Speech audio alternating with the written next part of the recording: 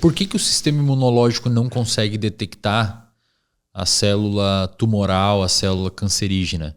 O que acontece? Eu lembro uma vez que eu fiz na minha qualificação de doutorado, eu apresentei uma parte lá sobre a fisiopatologia da diabetes tipo 1, que é um ataque do sistema imunológico ao pâncreas.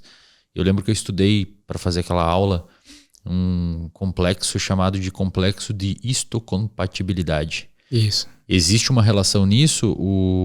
A célula imunológica não consegue reconhecer a célula cancerígena porque tem esse complexo que, digamos, avisa o sistema imunológico que faz parte de nós? Isso tem... Você chegou quase lá. Por pouco. É isso, mas é isso e mais uma coisinha. O que acontece? Vamos pensar um tumor que está se formando, né? E o sistema imune tem o sistema imune residente do órgão, né? Linfócitos que estão por ali, né? E fazem essa vigília. E se essa massa já está, né, causando uma liberação de substâncias, eventualmente o sistema imune periférico também migra para dentro do tecido. O tumor ele tem várias maneiras que ele parece silenciar as células do sistema imune. Então vamos pensar em alguns tipos celulares assim que tem bastante conhecimento em câncer. Um deles são os macrófagos. Então, os macrófagos que chegam associados ao tumor.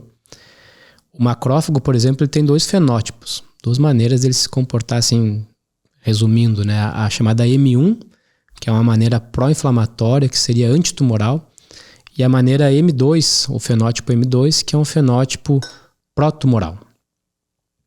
Por exemplo, um fenótipo pró-tumoral, né? Por que o macrófago faria isso?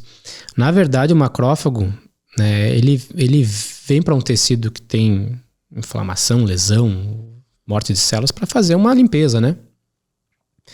E, de alguma maneira, e essa maneira parece se envolver as citocinas que o tumor secreta, os macrófagos chegam ali e eles são convertidos a um fenótipo anti-inflamatório, que produz citocinas anti-inflamatórias. Como é que você resolve uma infecção, por exemplo?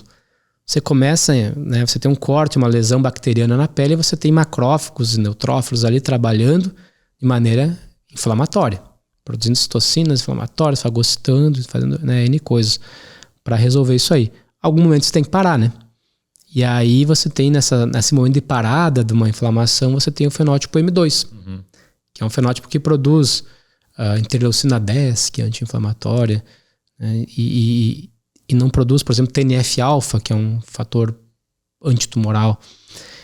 O tumor de cara, quando se olha para um tumor, você vai olhar para os macrófagos dele, os tumores que deram certo, os macrófagos estão majoritariamente no estado M2. O tumor manipula, secreta substâncias que deixam esse macrófago no estado que não é reativo contra o tumor. E muitas vezes ainda devolve substâncias úteis ao tumor. Mas que filha da mãe, né, cara? Que malandrinho. Mas seria, por exemplo, no exemplo que você deu do corte, seria como se o organismo não tivesse aquele processo de inflamação. É como se o sistema imunológico olhasse um corte e falasse, tá tudo bem. Isso. Não tem nada para resolver aqui.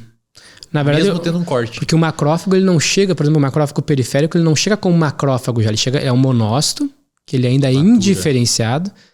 E ele chega lá, ele não tem a oportunidade de virar o M1. Ele já vira M2 e fica silenciado. Quando vai para células T, e aí tem uma terapia que usou esse conhecimento das células T. As células T, elas têm um receptor de célula T que reconhece o MHC, que é o complexo de histocompatibilidade.